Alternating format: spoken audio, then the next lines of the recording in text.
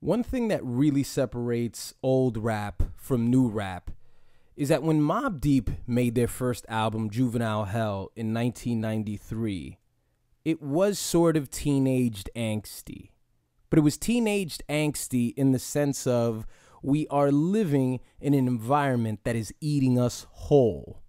We don't feel safe. We feel like we have to be on guard at all times. We have to sell drugs in order to survive. And oh yeah, don't fuck with us. Now what you tend to have are teenaged angsty records from suburban kids, kids that grew up in better neighborhoods. So it's very difficult for you to join them in their misery, to meet them at their lowest point when they make records like Save Me, when they make records about suicide. It's a lot harder to see. And that's not to glorify the old days and whatever it was that, made Nas write Illmatic. It's to say that you had evidence of what was going on, as opposed to now when you have a 19-year-old artist like XXX who seems to be just running rampant all over Instagram and putting up videos of him hanging himself without giving anybody any proper context and saying, oh no, that wasn't me trying to hang myself, that's a part of a video. It's hard for you to see exactly what the whole picture is. And now you listen to 17. And 17 is just a powder keg of teenaged angst. When you start off this thing with the explanation, which frankly, I felt very attacked.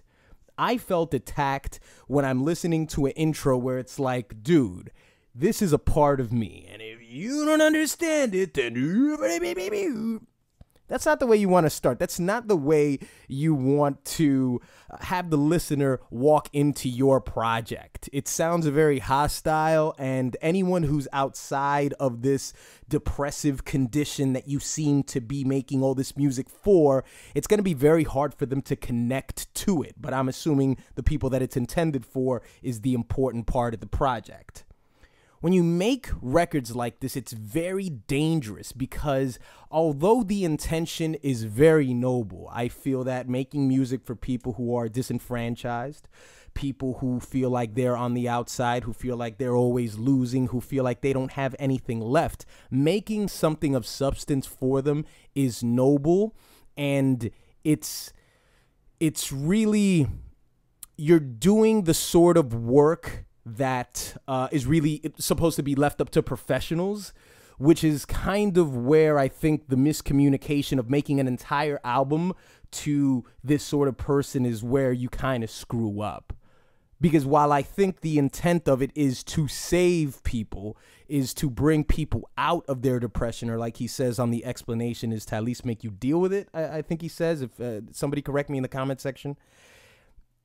Making the whole album that way, I think people don't listen to you as much as you think they do. I think if your intent by the end of the project is to say you are not alone, there's someone here to listen to you, you are of value, this record really serves as just a soundtrack for somebody's suicide. And I don't say that to be an asshole. I mean, I just really, just the somber tone of just the whole thing, I just felt like I walked into an open mic and I was just left up to the mercy of whoever the fuck got on stage, and I just had to listen to this entire thing.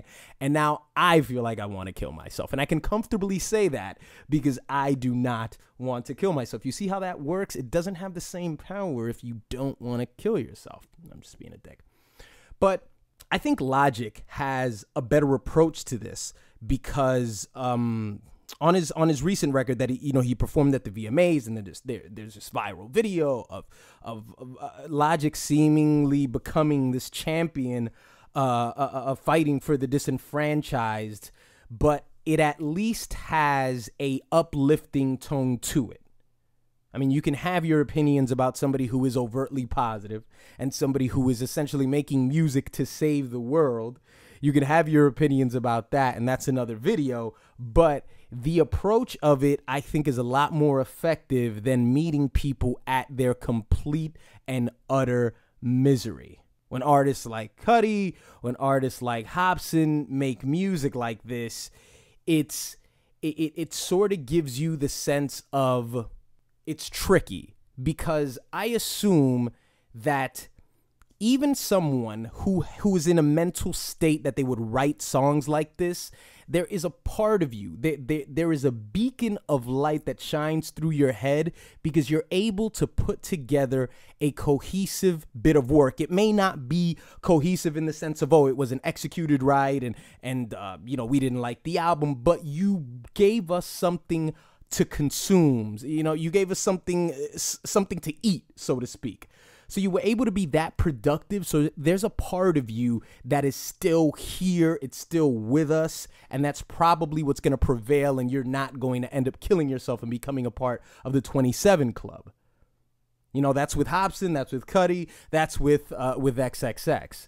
Now, somebody who listens to your music, maybe they're not that functional. Maybe they don't have that many things going on in their life. And I just don't feel like you guys are on the same playing field. I just don't feel like you're equals, because making this music, in my opinion, is a demonstration of, more often than not, the positivity normally beats out the negativity in your mind.